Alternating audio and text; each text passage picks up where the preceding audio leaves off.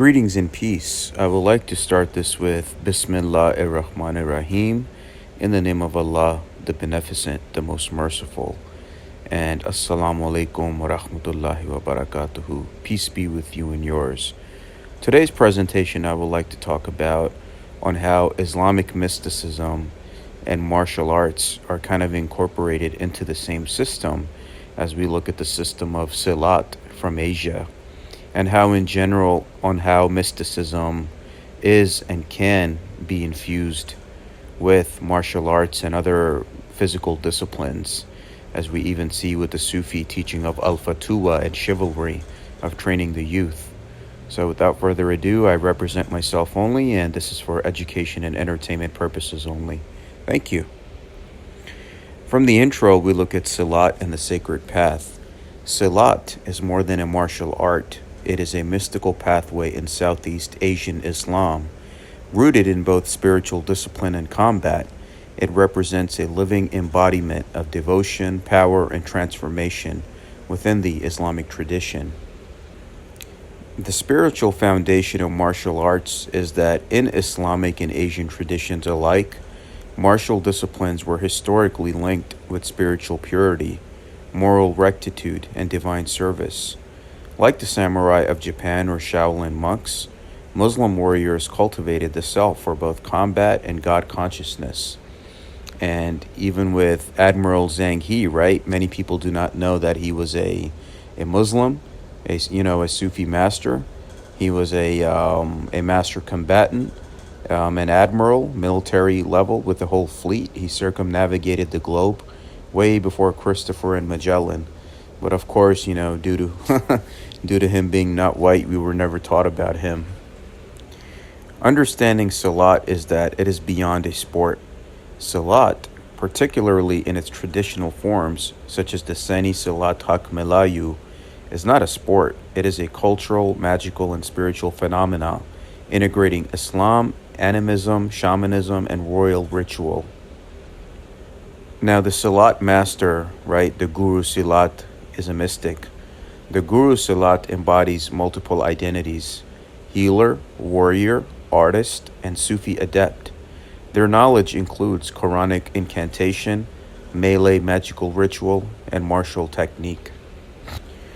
The Haqqani Naqshbandi order is connected to the Silat. Now, the Seni Silat Haq Melayu system is intimately linked with the Naqshbandi Sufi order. Under Sheikh Nazim and Sheikh Raja Ashman, the system developed into a martial art based on purification, zikr, and mysticism. Now, combat and being a spiritual adept is a part of Silat as well, the ritual dimension. Now, training often incorporates zikr, remembrance of God, spiritual retreats, and prayer movements, which are simultaneously devotional and martial. The prayer itself becomes a battlefield of the soul. And one of my friends, who is a Naqshbandi, he said that during moments of prayer, his body and spirit became like a mountain, he felt that force within him. And of course, even in the Star Wars video that I did, the word Jedi comes from the Arabic word El-Jadai, the master of the way. So you master the force within you. And the concept of Girak, divine movement. Girak is the spontaneous, divinely inspired movement believed to arise from the purified heart. It is central to Silat and represents the inner guidance of the mystic warrior. And of course, it's that internal factor where all of the doors to any initiatic path ultimately lead within. There is also the shadow self, right? And the shadow soul. Now, the practitioners engage with the concept of the shadow soul, a notion drawn from Islamic and Southeast Asian understandings of self and the unseen realm, the alam ghaib. Martial practices are ways to tame the ego and unveil the inner light. Now, the Guru Silat often performs healing rituals involving lime divination, bloodlighting, or the ordeal of boiling oil, mandi mimyak. These initiations test spiritual strength and link physical endurance to divine protection. So a form of divination. Silat is basically not only a physical combat, but it's also like a a war magic, and Salat combines bodily discipline with magical ritual. Incantations, protective talismans, and amulets often accompany practice. So the fight is not only physical, but it's also magical. Like medieval Islamic warriors, Salat fighters are often trained in mystical invulnerability. The martial dance and theatrical aspects of Silat reflect its ritual origin. Like shadow puppetry and trance dances, the Kura Kepang, Salat performances convey spiritual truths through symbolic movement. So not only are they teaching you to be an adept, right?